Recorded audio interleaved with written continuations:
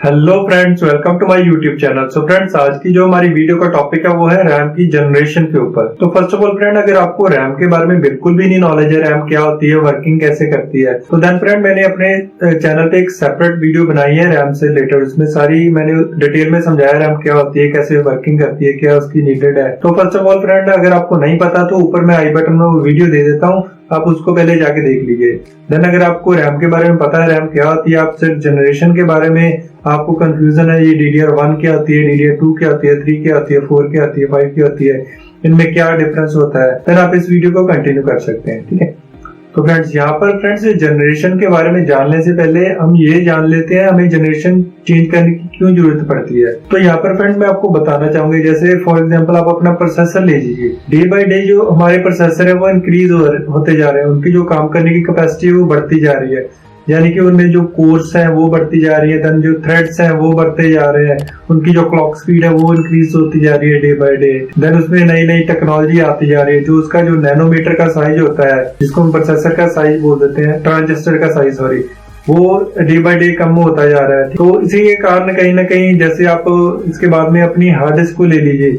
Hard disk में अगर बात करें तो जो स्टोरेज डिवाइस होते हैं उसमें हमारी SSD आ गई है, जो कि उससे 10 टाइम फास्टर होती है। तो कहीं ना कहीं मेरा कहने का मतलब आपको ये है कि जैसे जैसे बाकी जो कंपोनेंट है वो चेंज होते जा रहे हैं डे बाय डे, मतलब उनकी जो काम करने की स्पीड है वो बढ़ती जा रही है, तो कहीं ना कहीं हमें रैम को भी चेंज करना पड़ता है, ताकि जो हमारा जो प्रोसेसर है, जहाँ हमारी जो हार्ड डिस्क का SSD है, उससे उसके साथ वो बैलेंस करके चल पड़े। ठीक, मतलब उसको बैलेंस करने के लिए हमें इसको चेंज करना पड़ता है जनरेशन को, क्योंकि अगर हमारा प्रोसेसर चाहे कितना भी फास्ट हो, अगर उसको टाइमली रैम से डाटा नहीं मिलेगा उतनी स्पीड से, तो वो उसकी जो एफिशिएंसी है वो पूरी नहीं काम में आ पाएगी, मतलब सिस्टम में आपके बॉटलनेक क्रिएट हो जाएगा। तो इसी के कारण कहीं ना कहीं हमें रैम की जो जनरेशन है उसको चेंज करना पड़ता है। जनरेशन में चेंज होने में क्या होता है, आपका जो ट्रांजिस्टर का साइज होता है वो छोटा हो जाता है, देन जो चिप का साइज है वो भी साथ में छोटा हो जाता है, देन जो ट्रांजिस्टर की वैल्यू वो बढ़ जाती है, साइज छोटा हो जाता है। जैसे कि आपने देखा होगा,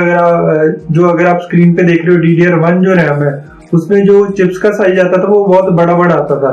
देन जो DDR2 आ गई उसमें क्या हुआ, जो ट्रांजिस्टर का साइज है वो छोटा हो गया, देन जो चिप का साइज है वो भी छोटा हो गया, देन जो ट्रांजिस्टर की वैल्यू वो बढ़ गई उसमें, देन जो उसकी क्लॉक स्पीड है वो बढ़ गई है। ऐसे ही DDR3 में, DDR4 में, 5 में, मतलब जैसे आगे आगे जनरेशन बढ़ती जा रही है, इस जो ट्रांजिस्टर का साइज होता है वो कम हो जाता है, देन उसकी जो वैल्यू वो बढ़ जाती है। तो इसी के साथ जो जनरेशन है वो चेंज हो जाती है, तो इसकी जो क्लॉक स्पीड होती है वो भी बढ़ जाती है।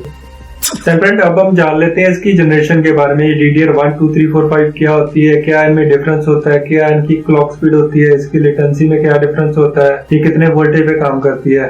अगर आपने फिजिकली देखना है इसको कैसे पहचान पाएंगे, ये DDR1 है, 2 है, 3 है, 4 है, 5 है। तो first of all friend start कर लेते हैं DDR1 से। हमारी जो DDR1 रैम होती है वो 1998 में सैमसंग ने लॉन्च की थी, वो जिसका जो साइज था 64 MB। इसमें अगर पिन काउंट की बात करूं तो इसमें 188 पिन्स होती हैं। ठीक है, बात करें इसकी लेटेंसी की तो इसमें 3 नैनोसेकंड की लेटेंसी होती है। तो यहाँ पर फ्रेंड मैं आपको बताना चाहूंगा, जैसे जैसे रैम की जो जनरेशन है वो इंक्रीज होती जाती है, इसकी जो लेटेंसी है वो बढ़ती जाएगी। देन अगर बात कर लें इसकी क्लॉक स्पीड की, तो ये मिनिमम 200 मेगाहर्ट्ज आती थी, देन जो मैक्सिमम थी वो 400 मेगाहर्ट्ज थी। तब के टाइम पे इतनी आती थी, जो कि तब के टाइम के सिस्टम के साथ सफिशिएंट थी। देन उसके बाद में बात करें इसकी वोल्टेज की, तो ये 2.5 से लेके 2.6 वोल्टेज कंज्यूम करती थी। देन फ्रेंड बात करूं DDR2 रैम की, तो वो 2003 में लॉन्च हुई थी, जिसकी जो क्लॉक स्पीड थी वो थी 400 मेगाहर्ट्ज से लेके 800 मेगाहर्ट्ज, कहीं कहीं आपको 1066 मेगाहर्ट्ज की भी देखने को मिलती थी। ठीक है, तो ये इसमें वेरिएंट थे। बात करें इसकी लेटेंसी की, थी उसके 5 से 6 नैनोसेकंड इसकी लेटेंसी थी। बात करें इसकी वोल्टेज की, तो ये 1.8 वोल्ट कंज्यूम करती थी। ठीक है, देन बात करें फ्रेंड DDR3 रैम की, तो वो 2007 में लॉन्च हुई थी, उसमें जो पिन काउंट था वो 240 था, 240। ठीक है, देन उसकी लेटेंसी की बात करूं तो उसमें लेटेंसी वो बढ़ के 9 नैनोसेकंड हो गई। ठीक है, देन अगर उसकी फ्रिक्वेंसी की बात करें तो वो 800 मेगाहर्ट्ज से लेके 2133 मेगाहर्ट्ज तक आती थी। तो देन अगर उसकी वोल्टेज की बात करें, वोल्टेज कंजम्पशन की, तो वो 1.5 वोल्ट कंज्यूम करती थी। देन फ्रेंड उसके बाद में बात करते हैं DDR4 रैम की। तो वो जो हमारी DDR4 रैम है वो 2014 में आई थी, उसका जो पिन काउंट था वो था 288। देन फ्रेंड बात करें उसकी लेटेंसी की, तो उसमें आपको 15 नैनोसेकंड की लेटेंसी मिलती थी। वहीं फ्रेंड्स उसकी फ्रिक्वेंसी की बात करूं तो वो 2133 मेगाहर्ट्ज से लेके 4133 मेगाहर्ट्ज तक आती थी, 4133 मेगाहर्ट्ज तक आती थी। देन बात करें इसकी पावर कंजम्पशन की, तो वो DDR3 के मुकाबले काफी कम थी, वो थी 1.2 वोल्ट। देन फ्रेंड बात कर लेते हैं DDR5 की, जो कि आजकल लेटेस्ट चल रही है, जो कि 2020 में लॉन्च हुई थी, जिसकी जो पिन काउंट था वो था 288। देन बात करें इसकी लेटेंसी की, तो 34 से लेके 40 नैनोसेकंड तक उसकी लेटेंसी आ जाती है। बात करें इसमें फ्रिक्वेंसी साइज की, तो इसमें आपको 4800 मेगाहर्ट्ज से लेके 6000 मेगाहर्ट्ज तक आपको मिल जाएगी।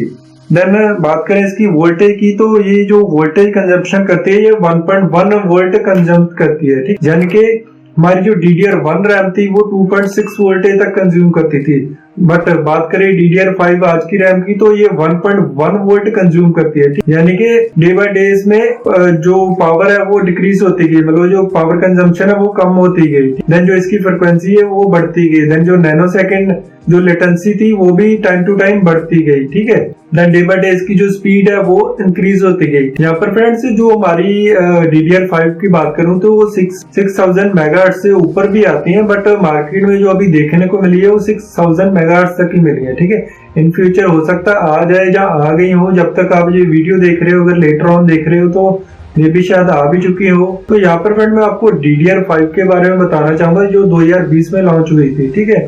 जब वो लॉन्च हुई थी उसके कंपैटिबल प्रोसेसर बहुत ही कम थे। अब जो 2022 में प्रोसेसर आए हैं इंटेल के 12th जनरेशन जो प्रोसेसर है, जितने भी 12th जनरेशन प्रोसेसर है वो DDR5 रैम को सपोर्टेड करते हैं। तो कहीं ना कहीं ये DDR5 की सपोर्टेशन में भी मतलब काफी इशू रहा है। देन फ्रेंड यहाँ पर मैं आपको बताना चाहूंगा, जो मैंने आपको रैम्स की लेटेंसी के बारे में बताया, देन जो वोल्टेज के बारे में बताया, वो मैंने आपको स्टैंडर्ड एक बताया, ठीक है, नॉर्मली जो जितनी होती है स्टैंडर्डली, ठीक है। देन ये आपकी जो रैम की स्पीड है उसके हिसाब से भी कम ज्यादा हो सकती है, ठीक। तो उसकी जो क्लॉक स्पीड होती है उसके साथ भी कम ज्यादा हो सकती है। देन उसकी जो फ्रिक्वेंसी है वो भी कम ज्यादा हो सकती है।